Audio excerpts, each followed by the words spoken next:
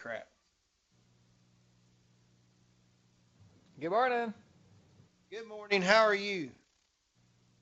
Doing all right. How about you? Doing well. He was asking my advice. We were looking at stuff. Uh, I see that.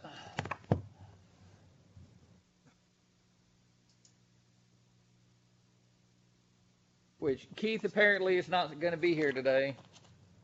okay. See how this Ja- slings out. Go ahead, Tom. I'm oh, I was sorry. just checking to see if Jasmine and Aaron were connected in there. I'm here.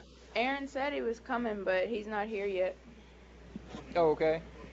Um, Uh, are you gonna be taking your test in class Monday, or are you gonna take it in the CLC? I was just going to take it in class Monday. Okay, no problem. did that work? Oops, I don't know what I did. Yeah, maybe that's it. All right. Thank you. Uh,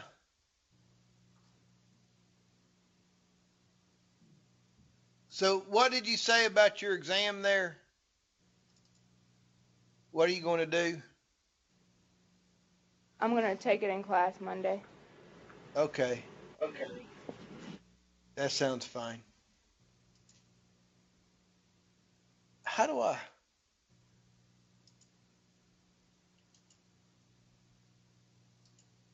don't know how to swap that around.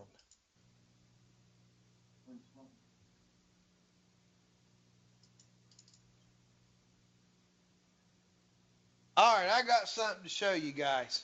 Dixie wanted me to show you. Let me put this up here if I can figure out how to get things.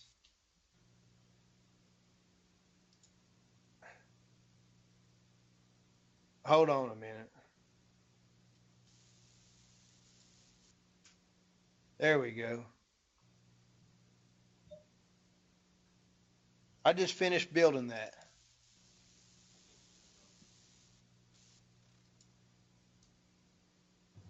That's a. Oh, yeah, you zoomed in. Okay, nice.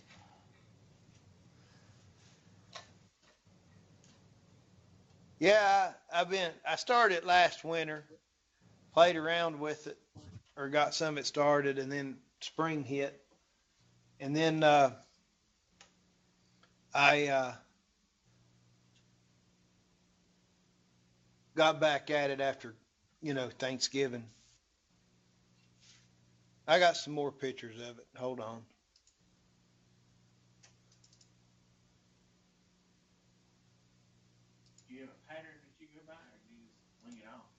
Uh, a little bit of both.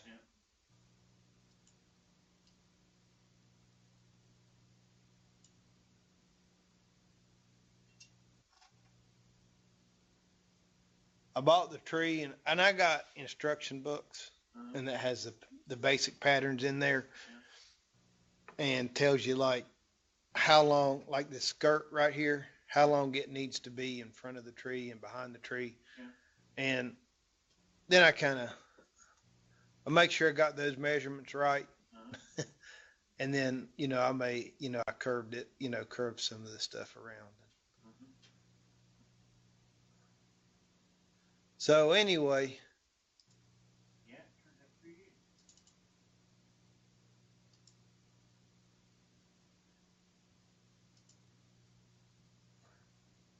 I think so. I think it's my best one yet.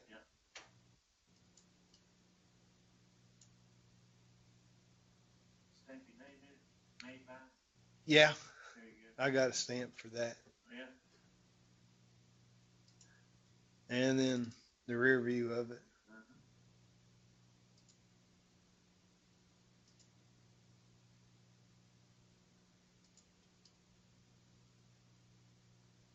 Gets a little grainy. So anyway,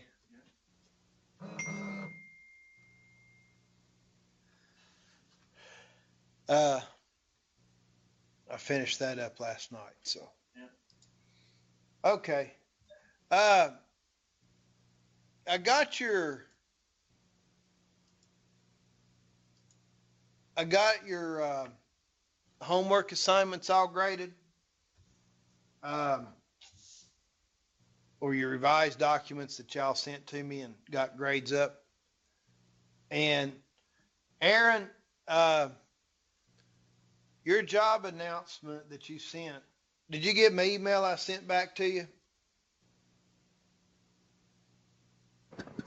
Yes, sir, I did. Okay. You just left off, you left off one little thing I had to take a point off for. But other than that, I mean, I think your grade was still like an A. So you can, if you want to add that in there to get 100, fine. If not, that's fine too. An A is an A, you know what I mean? Uh, and I got your job announcement graded as well, Jasmine. I'll get your exams graded this weekend. Or maybe I'll get those going so you'll have those up. So anyway,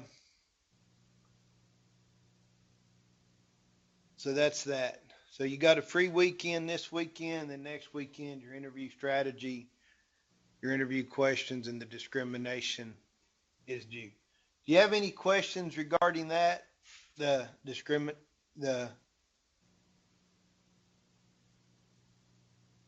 On that assignment, what I'm looking for? I got one turned in the other day and I graded it or went over it, but I think we were kind of on two different pages. So let me go over this again, what I'm looking for. As soon as it pops up here. I'm sorry, I got it on me instead of that. So this interview strategy, you're going to talk about what you do from, the people that showed interest in your job posting. You only want that, interview 3 to 5 people. So what's your strategy for narrowing down those candidates? Does that make sense? So all of you guys on that job, and when you advertised your job, you said, please, you made everybody wanted resumes submitted. So obviously you're going to be looking at resumes. One of you had submit in references. Typically you don't check references until the final ones that you decide to interview, because that takes a lot of time. So, what are you going to be looking for on their resumes? Are you going to have them out to look at your operation over like a pre-orientation or a practical exam type deal prior to the interview? And those that come, those that don't come, say you had 10 people apply and you said, okay, we're going to have an orientation and a practical exam on such and such a day, or we'll schedule it. And so say 5 people, 10 people or 7 people come, 3 people don't show up. So automatically they're crossed off from the list, right? That's one of your hurdles. And say, then you set up a practical exam.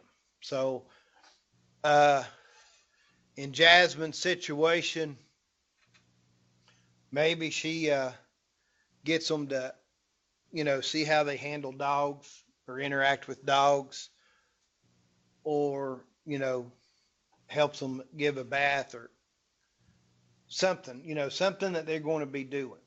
Now, the fine line that you guys, like with a practical exam type situation,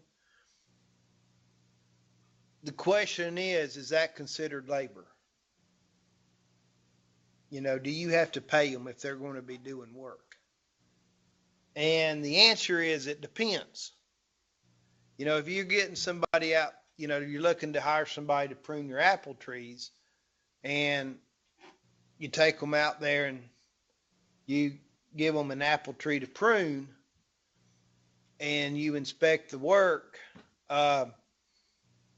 or, they do some pruning on the apple tree, to see if they're getting the right ones cut off or whatever. That's not considered work. But if you give them 4 or 5 apple trees to prune for their practical exam, then yeah, that's considered labor, and you're going to have to pay them. You see the difference?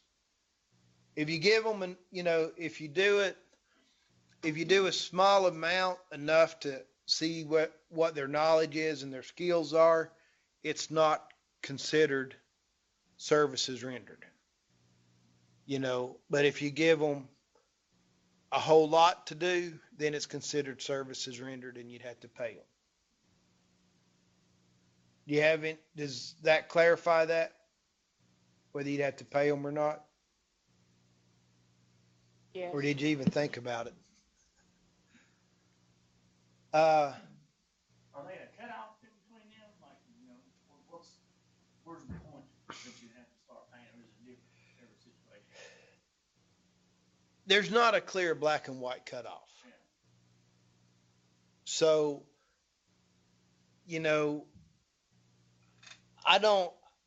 I personally would err on the side of caution. I would want to be able to test their skills and to be, and see what all they can do, but try not to carry it a little farther. And if they don't have enough of those skills, hopefully I got enough to make a judgment call on them. Does that make sense? To whether they have it or not. If you're working cattle, maybe you're not going to be working cattle that day, but you get cattle in and you get them to run them through the chute or to sort them out, just to do that. Now, if they're all there all day working your cattle, now that's going to be work that you'd have to pay them for. Yeah. In a situation like that too, where would your liability fall? Like, if you're going to have them do a job where they could potentially get injured, what? And that's a good question. And the book brings that up. Your insurance or your workman's comp, if you have workman's comp, should cover it. But you need to make, just check in on that. But they should be covered under your insurance. Sign a waiver? You can get them to sign a waiver, but in reality, you can't sign away liability. Yeah. That I went to yesterday for that interview, they done a physical test. You had 3 things they had to do. Okay, hold on a second. Can y'all hear him speak? No. All right, get up here and speak in the microphone. Now, Evan was asking me about liability if they get hurt doing that practical test. And the book mentions that, or they talk about it, and according to the book, you should be covered, but check with your insurance or your workman's comp to make sure it'll be, they'll be covered. Yeah. But go ahead and tell them about your job interview, your test you had. All I was going to say is they had 3 physical assessments that we had to go through. And, you had to squeeze a weight, and they tested your grip strength. And then you had to pull up on a bar, and they tested your leg strength, your lifting capacity. And then you had to pedal this little bicycle-looking thing with your hand to test your endurance, But before we done it, they demonstrated everything. And they said, is this something that you believe you can do without being injured? And if you thought it was, then you had to sign a waiver that said they wasn't liable for anything that happened to you. So Okay. they just covered themselves, Right. Yeah, and you do need to do a proper demonstration. Yeah. To make sure you cover yourself. That's a good point. Yeah. Waivers don't hurt, but in reality, as Dr. Leon Geyer used to say, you can't sign away liability. Yeah. I went bungee jumping one time and I had to sign my life away. Mm-hmm. That if anything happened, I couldn't sue or my relatives couldn't sue. Mm-hmm. But, if they forgot to snap me on, that piece of paper is it's gone. Yeah. you know, It's something that was early negligence. neglect kind of thing. Yeah. Negligence kind of deal, right? You know, we see a lot of that in the horse industry. Horses are, you know, they're big, they're inherently dangerous. And so, how much is my liability if somebody gets up there on the farm to get hurt? You gotta have a sign up there. Yeah, Virginia passed a law to protect me as long as I have that sign posted, and I do, and I'm not negligent, that I'm protected. But yeah, that's right. You know, but you got to protect yourself. But your insurance should cover you with those practical exams. But you make sure you don't get them to, it couldn't be considered work. Does that make sense? Like if Jasmine had somebody to help her clip a dog or was clipping a dog, I mean, that's what they're going to be doing. They need to know how they need to know how to clip a dog. Yeah. You know, if she had them clip 2 or 3 dogs, be a different ball game. I interviewed one time for mines instructor. They can't hear you. One of the rock truck drivers. Okay, they can't hear you. Yeah. Do you want to, if you want to tell them, you need to talk on the microphone. I was gonna tell you, I hauled rock about half a day. Wondered where my patience was. Okay, Evan said he hauled rock for half a day. Yeah, so, you know, that's probably pretty excessive. Yeah. But if you made one load, Yeah. it would have been different. Mm-hmm. One of my previous students called me. She was upset. She went for a job interview at a barn as an assistant horse trainer. And the lady kept her out there for 6 hours and had her clean stalls and feed horses, you know, like 30 stalls and feed horses and everything else. Didn't pay her nothing. You know, that's pretty excessive. And she had her clean a stall. But you know what I mean? That's too much. She should have been compensated for that. Yeah. Any questions regarding the interview strategy? So you're going to list your steps. You're going to talk about the process utilized at each step, adequately explain, and, you know, including questions asked if it's appropriate. So if you're giving them a written exam, you know, you need to have that included with this interview strategy, all your questions on your written exam. And then your interview questions, make sure your questions cover all aspects of your job duties and responsibilities that's on the job description. Include some questions to access the personality. And there's several websites of different interview questions you can ask. And then the discrimination, go over your job description and see if there's anything on there that could potentially discriminate. Either if there are, list them. If you don't see any, just say, I don't see anything that could be discriminatory. And then if you did see them, tell how you could eliminate that possibility for discrimination. So fairly simple for that one. Aptitude test. Every place I've applied for here, lately or interviewed with, they make you come and do, you know, you gotta take an aptitude test before you make it to the interview process. There's a guy that's in there with me yesterday. All right, you need to speak in here so they can participate. They can't hear you. That mic's not working, unfortunately.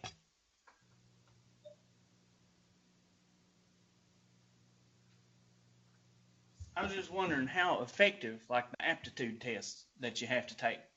This last interview I was in, and the one I was in Monday, you had to take the test, and then they grade your test, and that determines whether you get an interview or not. The one yesterday, there's a guy. He had the same experience I did. I mean, 8 years in the gas industry. You know, he didn't make it through the aptitude test, and the physical test. You know, he didn't. I guess he didn't score high enough. But he has a lot of knowledge in the industry. So you're losing a lot of good people, actually. if you think about it. Just because for whatever reason didn't make it on the test, you know. I'm not. I'm not familiar with that type of aptitude test. I took one. I applied for a job to sell insurance for Farm Bureau, and they gave me that personality / aptitude test. Yeah. I failed it. Yeah. I didn't get an interview. Yeah.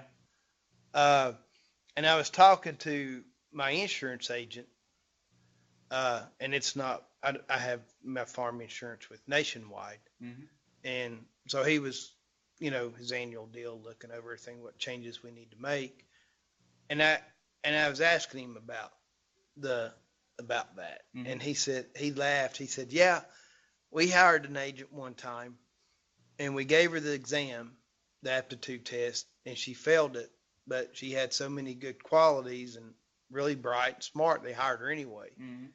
And I told him, I said, she doesn't have she doesn't have that aptitude to sell insurance. And about 3 to 4 months later, she quit. Oh yeah. So maybe those things really work. Yeah. I don't know. Well, I don't know. I mean, the ones we took, it had nothing to do with I the know. gas and oil business. I know. One thing was a picture of a fireplace and a picture of a wood stove, and it said, which one is more efficient? Which one do you think is more efficient, a fireplace or a wood stove? Wood stove. Yeah. Yeah, because it heats everything around it, I guess. Well, it doesn't suck all the heat. Yeah. It doesn't suck all the heat up the chimney. Yeah. But what's that have to do with the oil business? I mean, I don't. Yeah, well, like one of the questions that was on mine was, if there was a play, do you want to be the lead actor? Yeah. What's that have to do with insurance other than that outgoing personality? Yeah. So it's some way of the thinking process. Yeah. Or your general knowledge. Yeah. What about you guys? Y'all ever had to take an aptitude test for a job? No. Aaron, did you? The Southern States? Yeah, I had to take one. What did you think about it? I mean, it wasn't too bad. It was just kind of, to me, it felt like they were asking kind of stupid questions, but maybe that was just me. Well, no. Evan and I both think they kind of ask some stupid questions. But, maybe it's, your answer, they're trying to assess your personality type deal. And it was more of a like fill in the blank kind of question. Like, she wanted your opinion on it, like what you would do in your own words. Okay. I just think it leaves you open to missing out on some good candidates. It may, but then again, it could prevent problems. Yeah. Like with the guy, Yeah, I guess that you can see the insurance other guy. side of it, I mean, it weeds out a lot of people, but Yeah, I mean, they may be all sorts of potential about them, but they have a bad attitude. Yeah. And they got a bad attitude. I don't care how good they are. Yeah. They're going to make your life miserable. Yeah. Mm-hmm. So, there's some validity in those things. Yeah. From that standpoint, if you interpret them right. Yeah. Maybe I'm not, been involved in the interpreting process. I've been on the other side of it. Yeah. I don't know how they grade them or how they go about it. So I've never been involved in that. So Yeah. I don't know either. I've heard stories from both sides, and like I said, I've taken them before. Yeah, that's all I've done. Just took them, and I've seen that side of it. So, so do y'all have any, heck, what did I just do?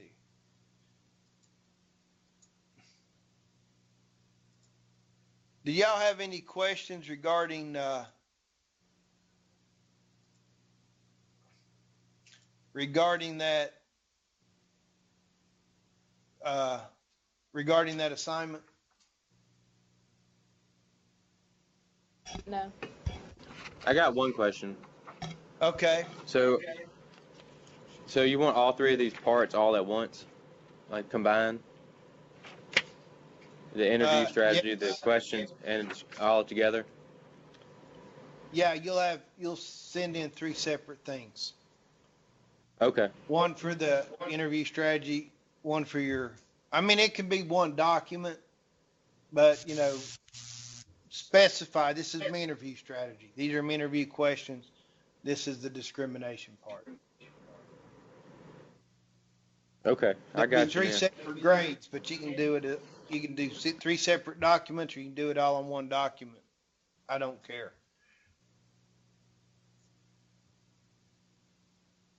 Does that answer your question? Yes, sir, that does. Okay. All right. So today, wanted to go over chapter 7 and chapter 8 about paying. How important is pay?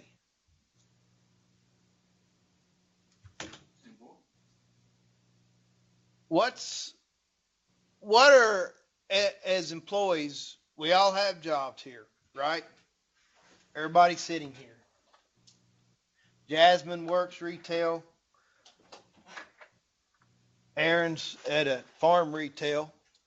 And Evan delivers mail and has a bunch of side jobs. So I teach, Tom teaches. What motivates us as employees? You're here for the money. Is money a motivator? We're not. Yes. Yeah, money's a motivator. What else? Is money the only motivator? Not the only thing. Okay, what's the other one? What's another one? Why are you a teacher? Because you like to help people. You like to. Okay, Fulfillment, I guess, maybe. all right. So Evan says another reason or another motivator other than money is fulfillment. Do y'all agree with him or not?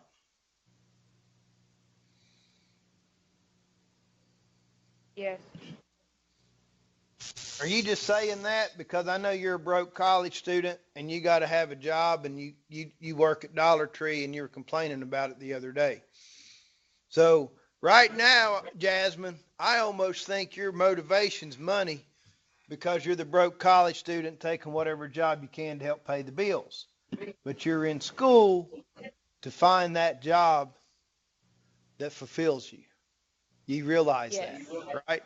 Yes. Which is why you're in school. So I'll agree with you. I'm just picking at you. Aaron, do you agree that fulfillment, that you enjoy the job, the fulfillment part's another part of that, another motivator?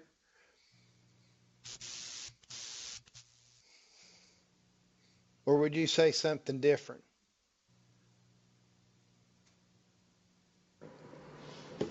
I mean, it's all right if I mean, right now my job is just to kind of like Jasmine. It's a Right, work every day. You work every day you can while you don't have school, and that's about it. right. But you three are in school. Hopefully, when you get out of school, you'll find, a better job, one that pays more money and one that you enjoy more, right? I mean, isn't that why we go to college? The difference in a job and a career. Yeah, that's exactly why. Okay. Trying to find the right job. Or find the career that suits you. All right.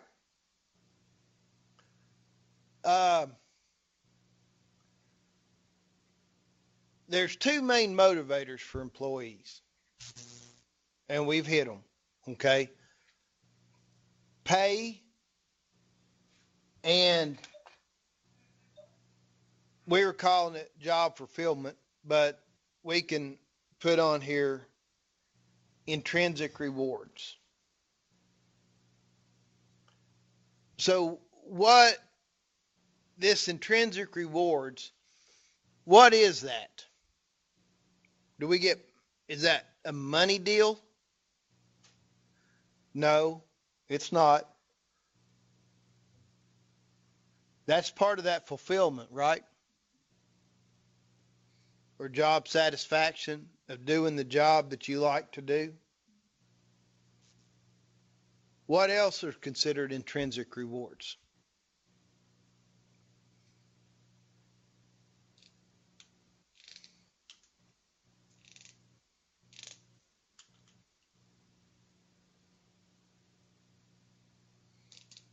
How about if you worked on a farm and the guy you work for let you hunt his farm? Is that an intrinsic reward? The perks of the job.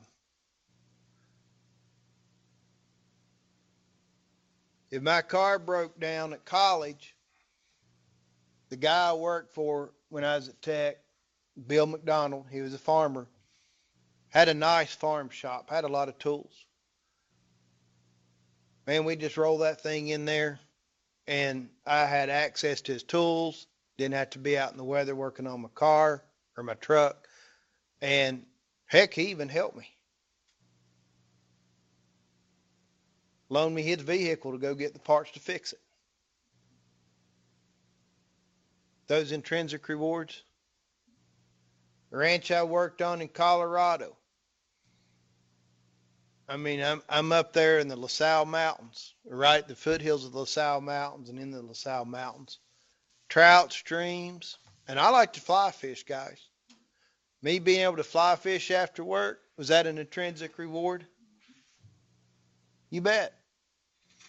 So, there's in agriculture, when we think about farming and trying to find people to work on the farms for us, typically ag jobs don't pay a whole lot of money, right?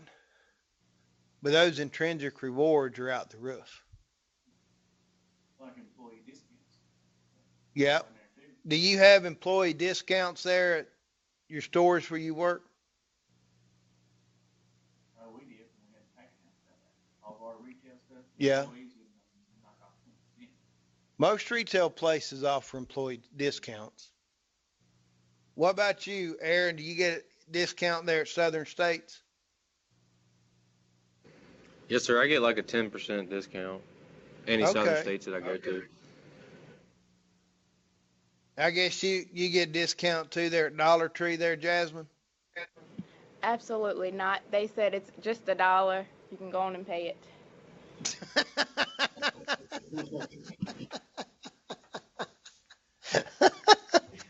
Well, hey, a dime is a dime, man. That's what I told them. When I butchered for Food City, when I cut meat for them, they didn't offer no. Food City didn't give you any perks or intrinsic reward. Their job was a perk, I guess. Okay. I guess there's some places that don't offer intrinsic rewards. It's just going to be basically the pay. But a lot of jobs do, especially in agriculture. And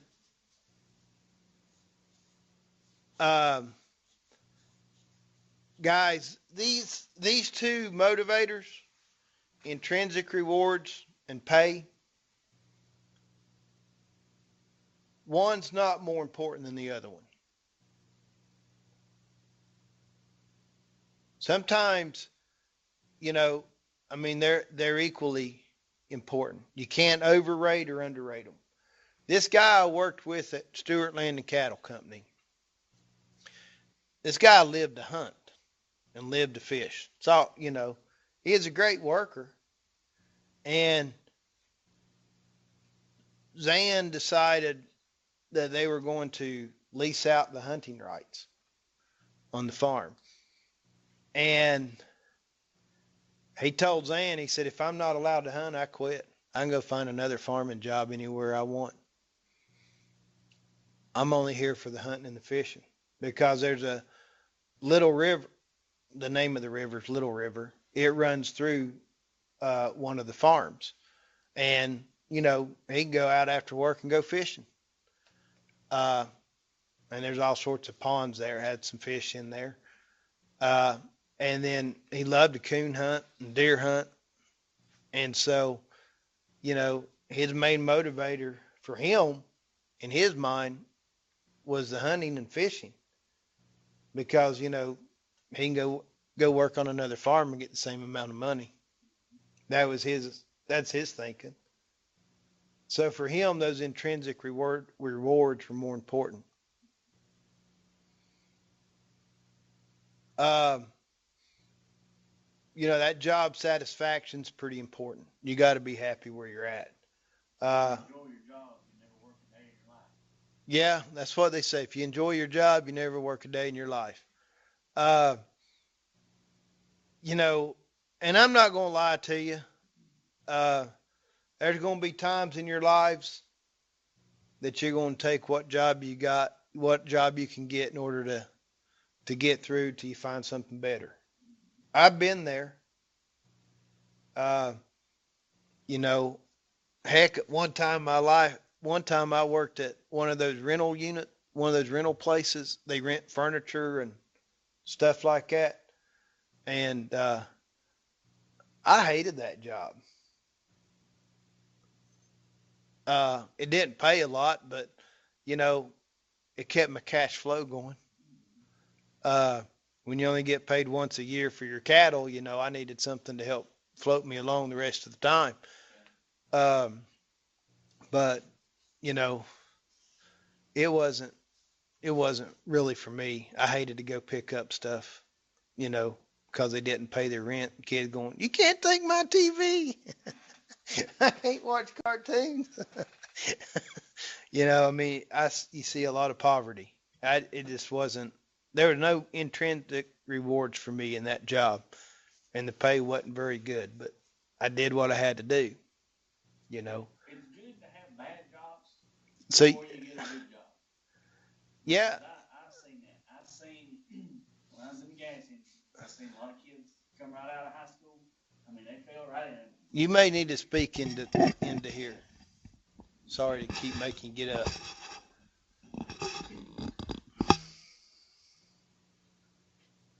I said it's good to have bad jobs before you have a good job. Because when I was with the gas company, I've seen a lot of people, a lot of kids right out of high school, they fell into a real good job, but they didn't know it. And they'd take that for granted. And then something happened, they'd end up getting fired, quit, whatever. And then they really get to see what it's like having a bad job, you know? Yeah, Yeah. it's like training horses. Those bad horses make you appreciate the good ones. So, anyway, these two motivators, intrinsic rewards and pay, you can't overrate them, and you can't put more emphasis on one than the other. Now, as employees, what do we think when we think of getting paid, getting paid for a job? What do we consider fair pay? And don't give me a figure, but think about what you want your pay to, what are you going to have to do with your money? You're spending a significant amount of time at your employer. So in your mind, what would be, the pay fairness? What's it going to cover? Or what do you expect as an employee?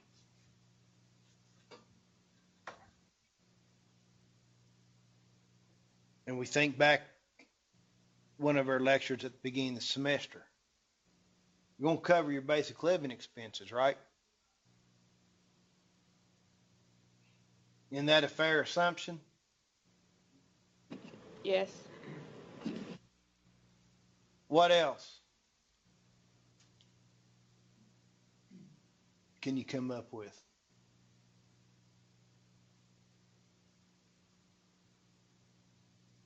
You think it should increase over time? The longer you're there, the more you should get paid? Yes. Yeah, you expect it to increase with time. Now, is that all you care about in life, just to go to work and make sure you make the bills, or you like to go play a little bit? You want some extra spending money too. Yeah. You want to have some money, you expect to have some money for recreation or savings, right?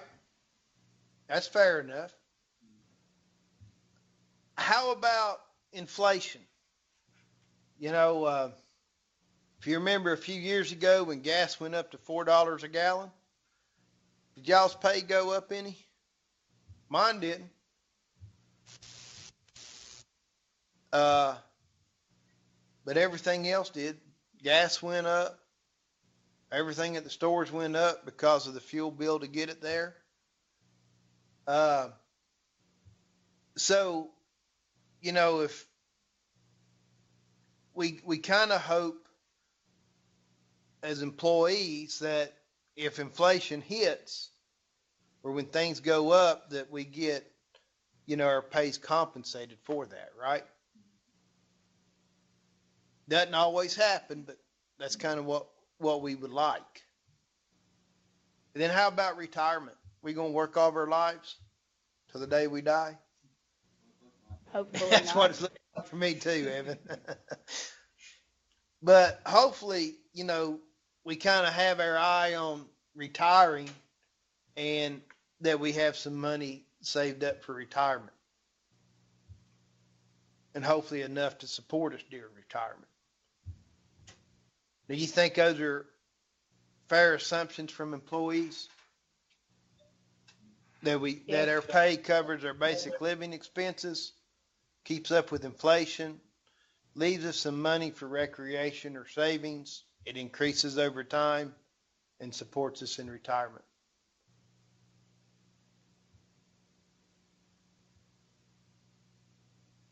That seem fair to you guys?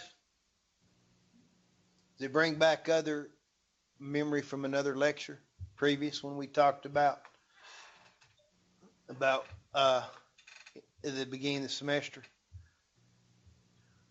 Okay. Yeah. Yeah, it should. We kind of went over those things once before. Couple of definitions or terms you need to know. When we're coming up with trying to figure out how much we want to pay somebody, how do we come up with the figure?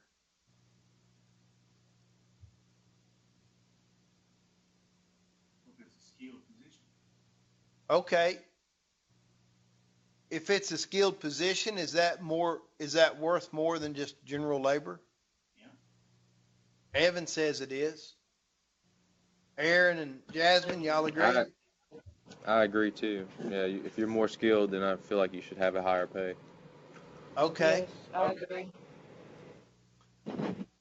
So we look at whether or not it's a skilled position. What else are we going to look at?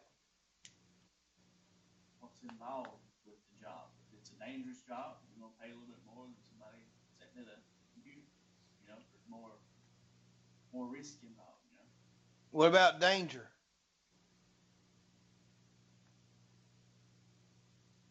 Should the dangerous jobs be paid higher than a desk job? Yes. Ideally. Does it happen? Not all the time. What's one of the most dangerous jobs around, guys? A lineman? Okay, a lineman is pretty dangerous. They get paid pretty good. Underground coal miner here. Coal miners, pretty dangerous. They get paid pretty good. What about agriculture? Farmer, it's dangerous. It can be a dangerous That's pretty dangerous job. People get killed every year. A lot of people get hurt, rolling over four-wheelers, tractor accidents, equipment, getting hurt on equipment. Mechanics. Yeah, mechanics, but thinking about farmers and loggers, thinking about the agricultural industry, it's pretty dangerous profession. We don't get paid a whole lot, do we? So that's not always the case. Take a look at soldiers defending their country. Do they get paid good? No. So, ideally we think, if it's a more dangerous job, we ought to get paid more. How about what other people are paying? If you've got, okay, let's take Aaron for example. He's got a feed store, looking to hire somebody as a sales rep, traveling sales rep. Is he going to pay minimum wage, or, how's he going to come up with some type of a basic pay structure? Is he going to look around to what Southern States pays their guys? Or another feed company pays their sales reps?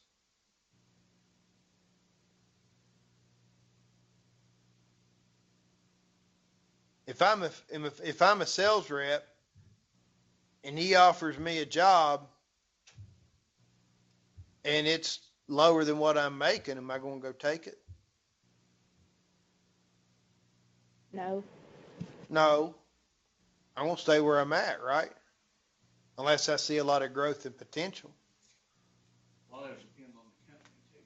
A lot of it depends on the company. Because you take these bigger companies, they can afford to pay more than one of these little mom and pop shops that can't afford to do that. Right. But you got to look at the quality of labor you're getting too. I mean, you get what you pay for. Right. Good labor ain't cheap. Cheap labor ain't good. So one of the things we do to look at what we're going to pay, or it's a term called external pay equity.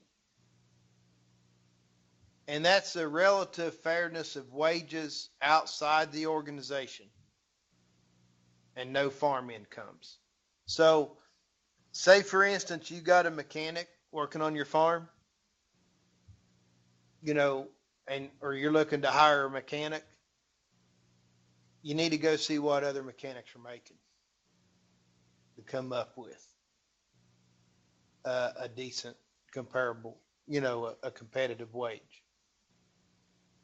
But he's not going to come in there wanting to work at minimum wage, especially since it's a specialized skill. So we look at external pay equity. If we're looking at farm laborers, what's a factory worker get paid? Do we need to pay the same as a factory worker, or do we need to be comparable to that? It depends on your operation, whether or not you can afford it. But then if we take in those intrinsic rewards, that factory can't offer those, right? Being able to work outside, maybe hunt and fish, or have access to the shop. But the one term you need to know is external pay equity, and that's relative fairness of wages outside the organization and no farm incomes. The other term is internal pay equity. And internal pay equity is the relative fairness of wages received by other employees of the farm.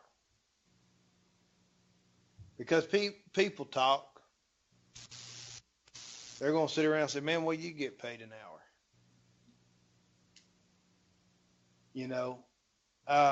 Really, it's a private deal. It's none of their business. But people talk. And if they don't get paid what Joe gets paid, they're going to get upset. I've seen it happen. Um, Now, whether Joe deserves more money than Bob, I don't know, but I've seen it happen. They sit around and talk. Uh, but those two terms you need to know: internal pay equity, relative fairness of wages received by other employees of the farm, and external pay equity, relative fairness of wages outside the organization, and no farm incomes. Uh, when we think about other industries compared to agriculture, they tend to pay more. But, you know, agriculture has a lot to offer. Usually working on, usually these farms provide housing. Uh, they usually provide a beef, and, you usually have access to their shop for your personal vehicles and the tools they have, usually able to hunt. Um, so, there's a lot of perks to the job, to agriculture, that, we may not be able to make it up in wages, but other things we can. Does that make sense? The benefits, everything ties right into that.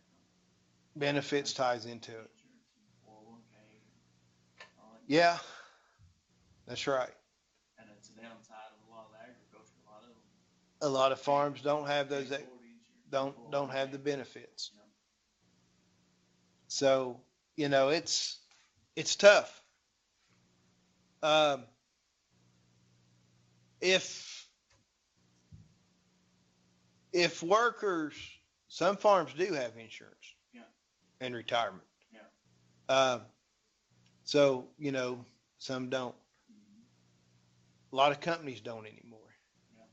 So, I know we did. When we've done Casper, we had an accident policy, but as far as anything for sickness, anything like that.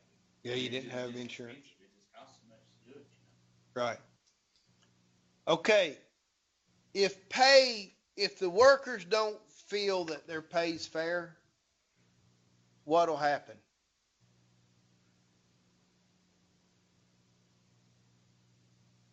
They're gonna not be very productive. They'll, y'all agree with Evan? He said they're not going to be very productive. Yes. Yeah, basically, the workers will restore quality. They'll act to restore quality. And how are they going to do that? They'll modify their output, right? They may slow down on what they're doing. They could just adjust their attitude of what's fair and continue to work. They could change the source of comparison. Instead of saying, well, I'm not getting paid as much as a coal miner, but I'm getting paid more, as much as the guy working at the convenience store.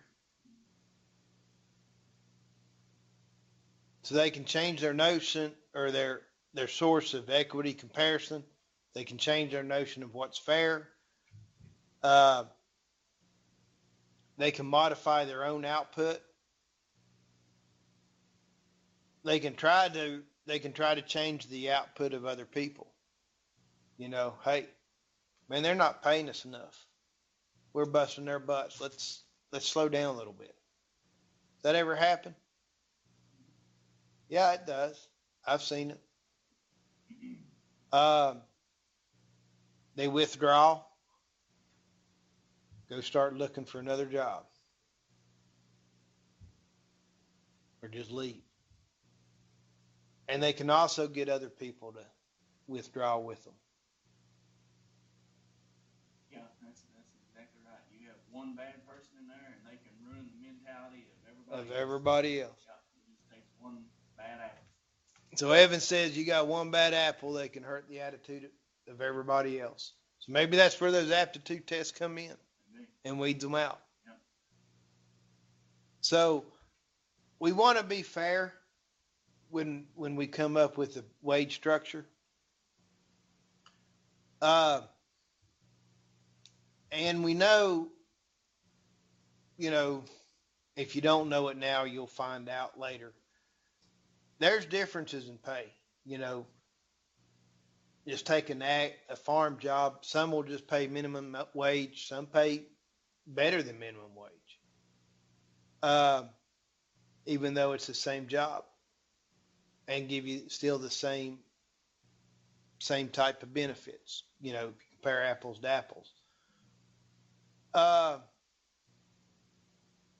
what's the difference? What's behind pay differences?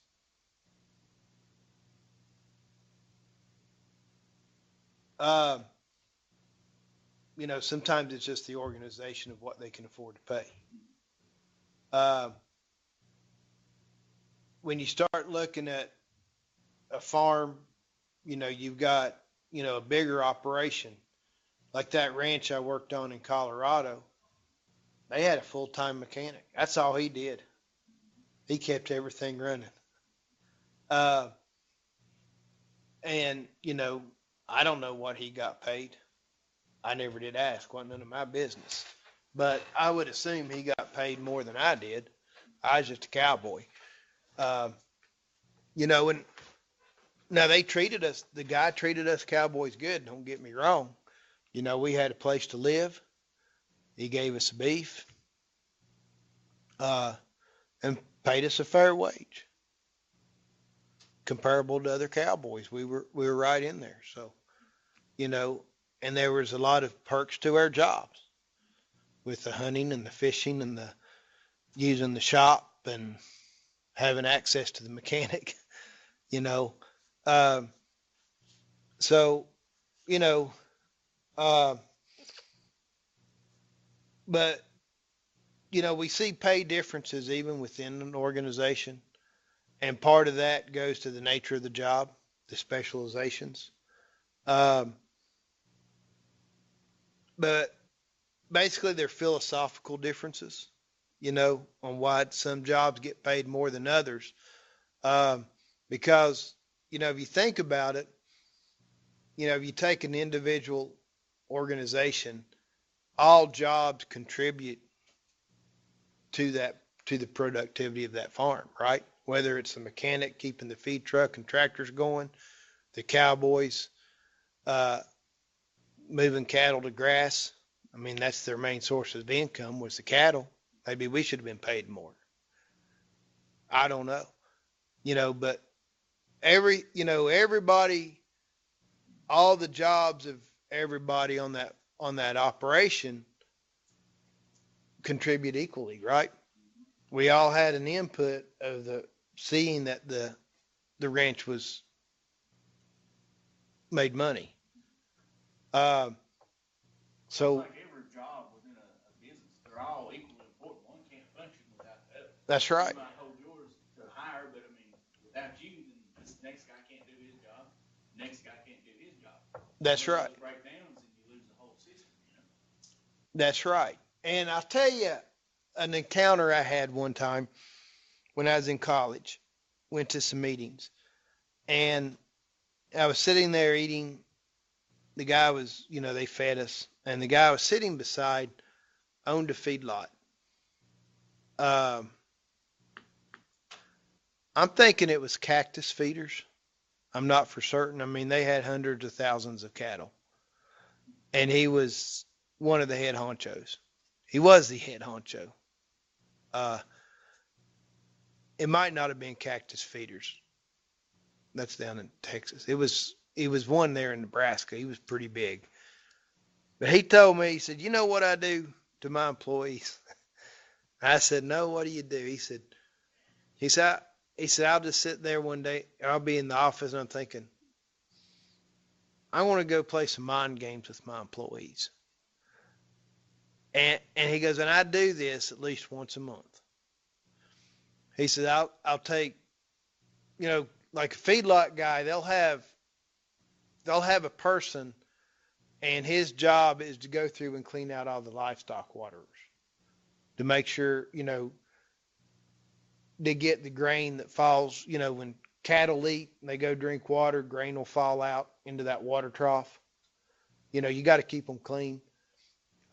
Make sure they're all working.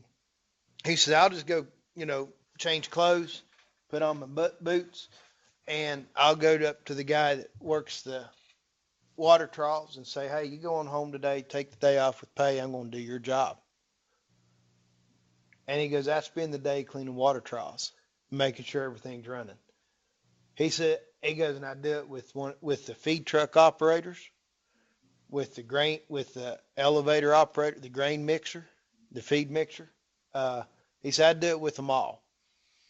He said, what this does, it shows them that, number one, I'm not too good to do their job.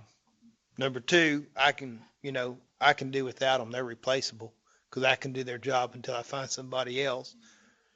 But it also illustrates that their job is just as important as my job. So what Evan was, said, every job is important in that organization. So, although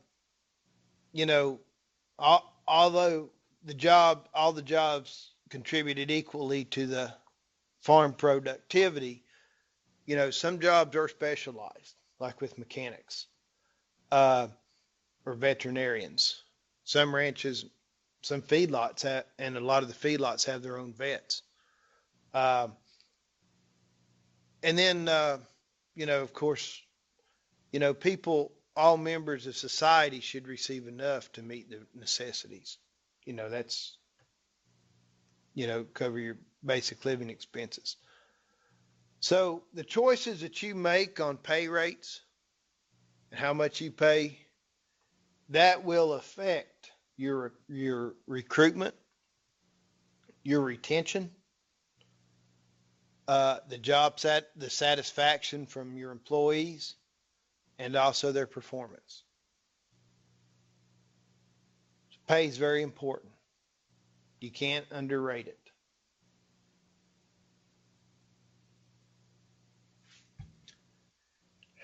Now, what's it illegal to base pay differences on? Age, sex, Race, religion, national origin. national origin. Yeah, those protected characteristics we discussed in the first section. You cannot make a difference. You can't base pay differences on those 6 protected characteristics. But there's always exceptions to the rules, right? There are exceptions. If you have a seniority-based system, that's an exception because the people's been there longer, typically going to be paid more than the new people on the totem pole, regardless of race, sex, religion, whatever, right? Y'all agree? Merit-based. Yes. If you pay, your pay is based on merit, your promotions and everything's all based on the merit. The people that are more productive, you pay more. You better have your documentation. Those performance reviews we just discussed last week or earlier this week, that will help you for your documentation.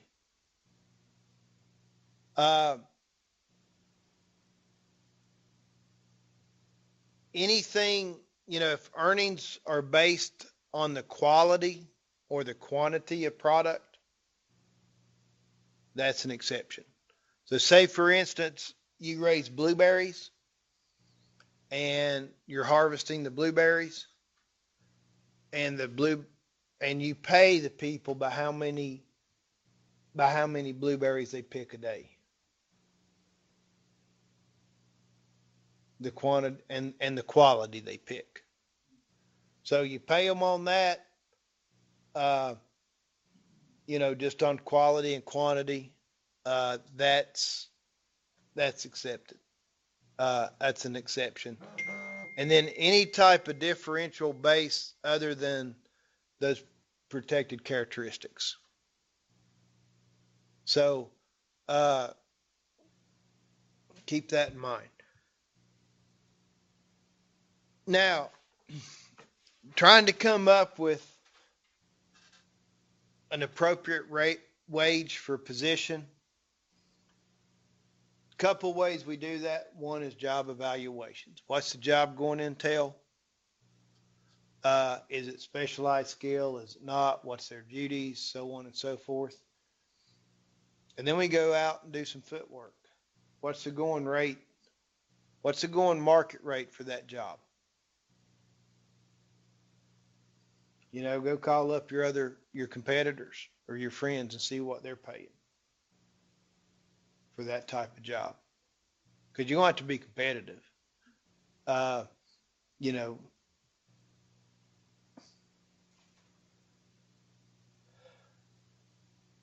when you're trying to set your wages, sometimes it's best to combine the two. You know, unique jobs are more appropriately based on evaluations, and then the common jobs could be based more on the job market. You know, if you just need a farm laborer, what's other farm laborers paying? And then what's the factory paying? Because if they can work at the factory and get a whole lot more than for me, you know, I better have some intrinsic rewards to lure them to come to me. And then, but my mechanic, maybe I'm paying him, well, not more on, you know, not regular farm wage jobs, but based on what he can do and other mechanic type jobs. So, you know, you probably in real life are going to combine the two. Does that make sense to you guys? Any questions? Comments? The economic situation of an area will play a part in that too. You could have an engineer, say you had an engineer. All right, you need to speak here, please, because they can't hear you.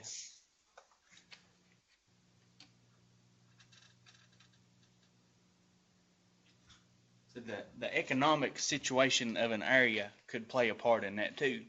Because you could have like an engineer or something been laid off, can't find a job nowhere else, so he may be inclined to take a job, you know, minimum wage somewhere. Probably won't have him for a long time, but you might have him for a little while. Okay, you're right. And we're kind of experiencing that here, aren't we? I know people that's made six figures in the coal mines that's working at convenience stores. Now, how long they'll continue to work there, I don't know. And, you know, and I don't know if you guys understand what coal mining is. You know, they go underground. Most coal mines around here are about, 4 feet high the most. There's not too much high coal. So they're cramped up, stooped over, bent over all day long working. And these guys, man, they're heck of a mechanic. They can fix about anything. Good electricians, pretty good carpenters, and bricklay or block layers, because they're having to build block walls to set up airflow and stuff like that. You know, they're pretty much jacks of all trades. And you know, I don't know what people outside the area think of them, but you know, I guess they kind of look back at, they just go into a hole and use a pick and shovel all day. That's not the case. I mean, the equipment they run costs, one piece of equipment called a miner, that's over $1 million. And it's highly electronic, runs on two phase, three phase, yeah. And so, I mean, these guys, you know, they're pretty handy people. They're welders. Uh, they're just jack of all trades. I mean, if you get a miner working for you on your farm, man, you're home free. They can fix whatever equipment, weld it back. Exactly.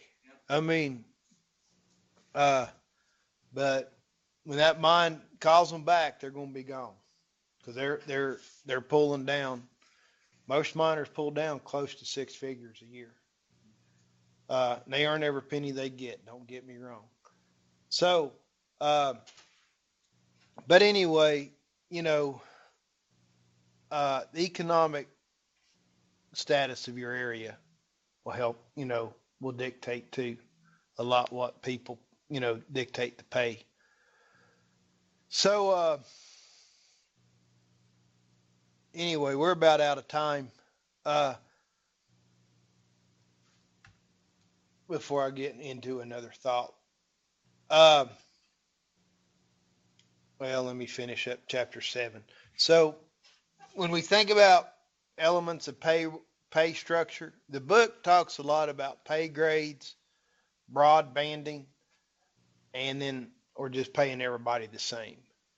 And pay grades, we see that a lot, like with state jobs. Uh, they'll have a certain, you know, like when I was out in Nebraska, at least University of Nebraska did when I was there. You know, they had different grades set up for different type of jobs. Like the ranch, the cowboys on the ranch were one pay grade. The mechanics were different pay grades. The researchers was a different pay grades. And some of those pay grades, the federal government set up like that, GS5, GS7s, GS9s.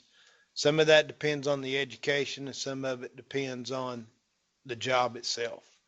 So, but if you're in a certain pay grade, you're going to top out at a certain amount of money, unless you change jobs within that or change jobs in that organization, or you know where you're at a higher pay grade. Broad banding. I'm not going to lie to you guys. I don't understand that. I've read it over and over in the book trying to understand what broad banding is. I couldn't understand that concept. I've never been exposed to that. Maybe that's my deal. But the other one was paying everybody the same. And, you know, most of the farms I've worked on, everybody got paid pretty much the same. You know, the managers, um, they probably, you know, they got paid a little bit more, but all the workers pretty much got the same pay. Um, the only farm I ever worked on that had their own personal mechanic was a ranch out in Colorado. I don't know like I said, I don't know what he got. Um, it was where that ranch was based.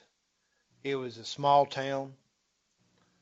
Um, didn't even have a store. You had to go to the next town to get another store.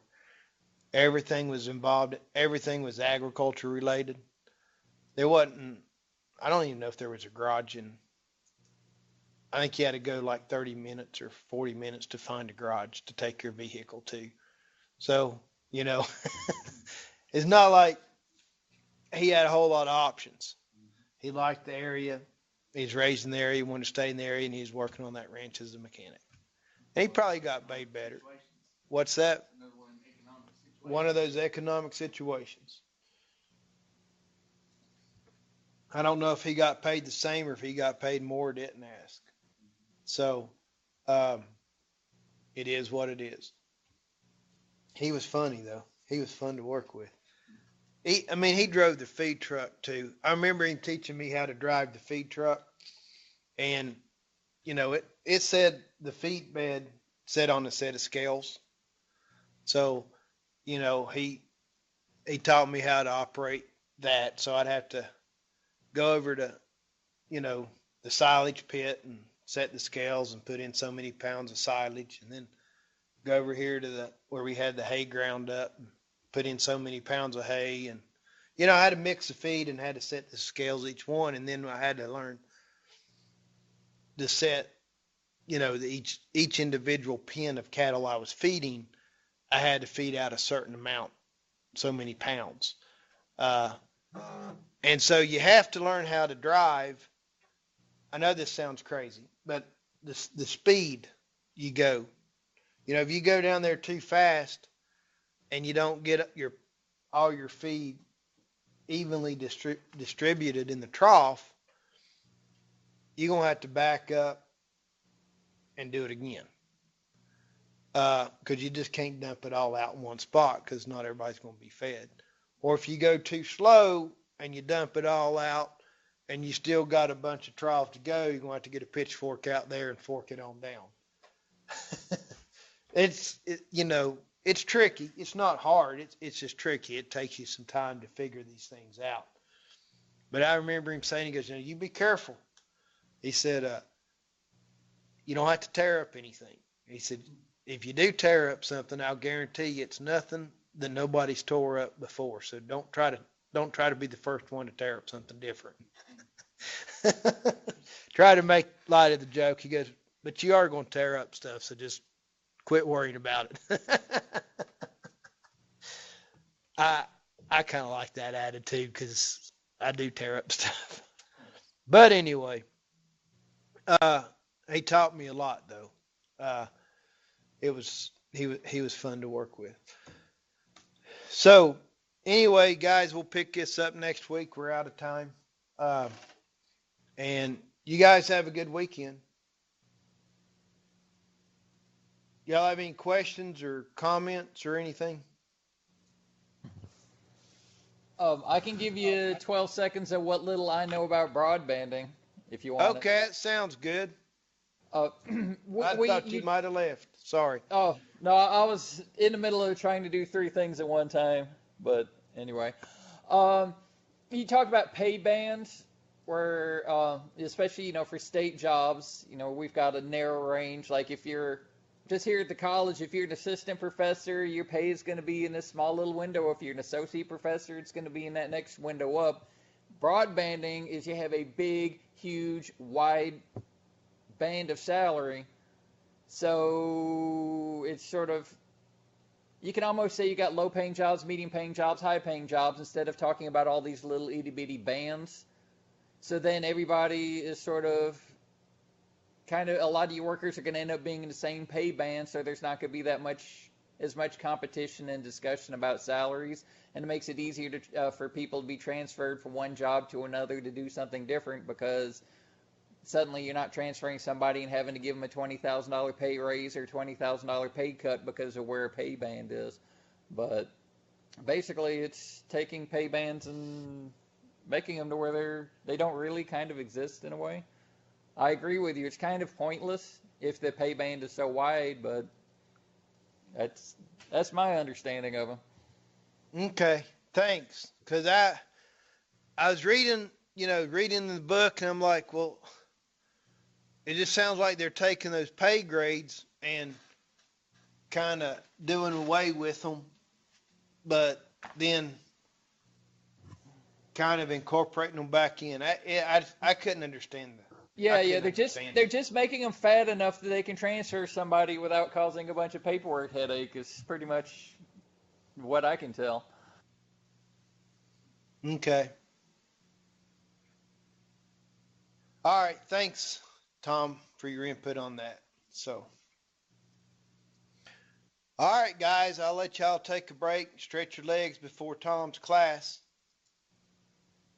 Smoke them if you got them. Support your local tobacco farmer. That's right. And I'll see y'all next week.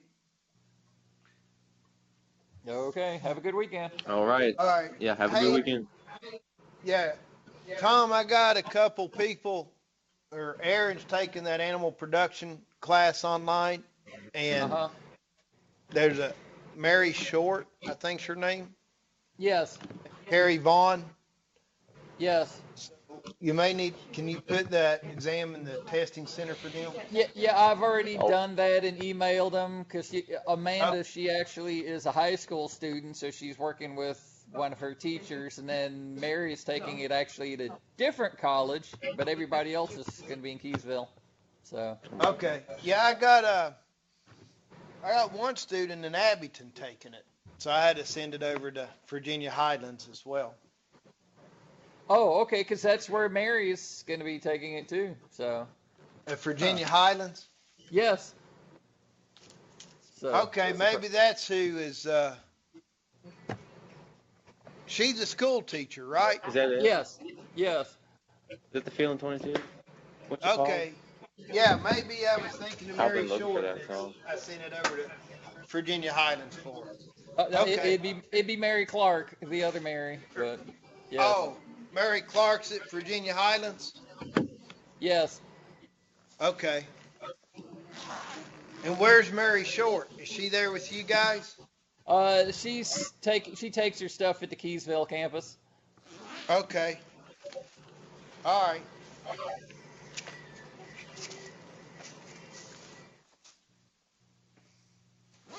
Yeah, I sent that over to Virginia Highlands, so if you just take care of the south side one, that'd be great. I appreciate it. Oh, okay. Well then, because I'd send it to Virginia Highlands too, so I guess they have a duplicate. So if it comes to me, I'll take care of it. If it comes to you, then you take care of it, I guess. Or All right. Thank you. yep. Have a good weekend.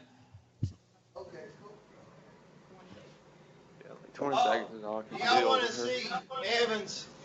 Here you go. You got to take a look at Evans' doohickey there that he did. A little talking head. That's beautiful, Evan. Why is it Yeah, not Virginia? Why is it not burnt orange and Chicago maroon though? That's what I don't understand. and painted it red like a red mouth on the inside. I don't know about you. I colored Good mine job. in. Yeah, nice job. Thank you. Probably killing me. But you can't mess with every step of the way. Most of, yeah, they need a better. They got He's rolling. they got more time on their Ow. hands. Where's that cowboy hat? All right. Y'all have any questions? Give me a I don't think call. he's If you have any, grabbing it. you're studying There for he that goes. exam or something, or have questions on ration balancing or anything like that, don't be afraid to give me a call, Aaron and Jasmine and Evan. I'm gonna try to watch a No, video. the one on the computer is HR. Oh This my is the animal gosh. production.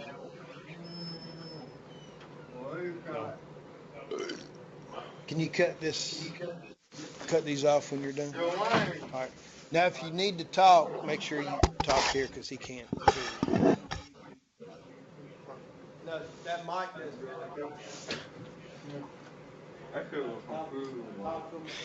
Oh god. I didn't even want to think about that. I read that damn thing. Or you can just sit up. Greg's been coming when he's What'd he say? He didn't reply back. depending on his work schedule. Where's he I normally said I'm gonna sit? try to There in work the on corner it. beside of you? If you don't get something done and then they get mad at you because you didn't email them, Yeah. and you know how to do it, well, you should have emailed me. But when you do email them, they don't email them back.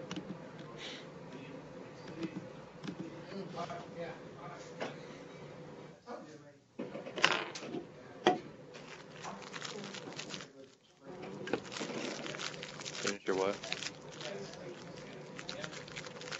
All right. Yeah, if he comes up, he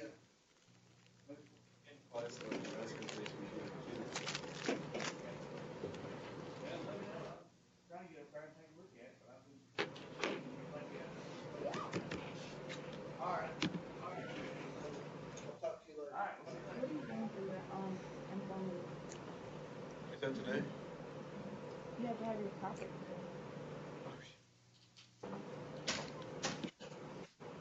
I don't think that's so last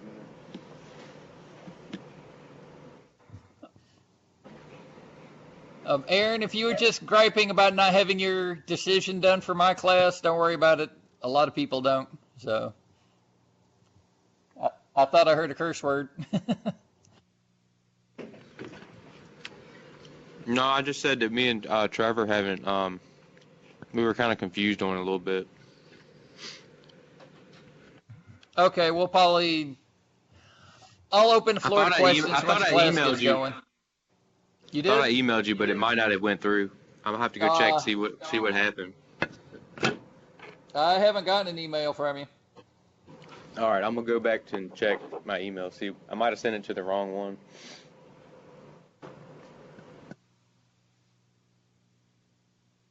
So were y'all two working together, or y'all competing against each other?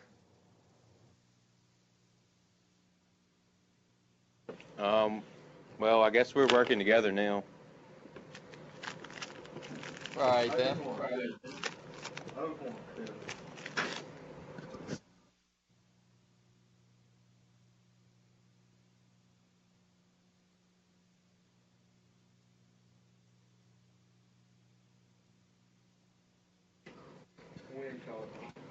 I mean, it's up to you, Tom. If you'd rather us work separate, I mean, we can. It's whatever's going to work with y'all. If y'all think y'all have enough time in your schedules and stuff to coordinate working together, then that's fine, but I'll have higher expectations of you.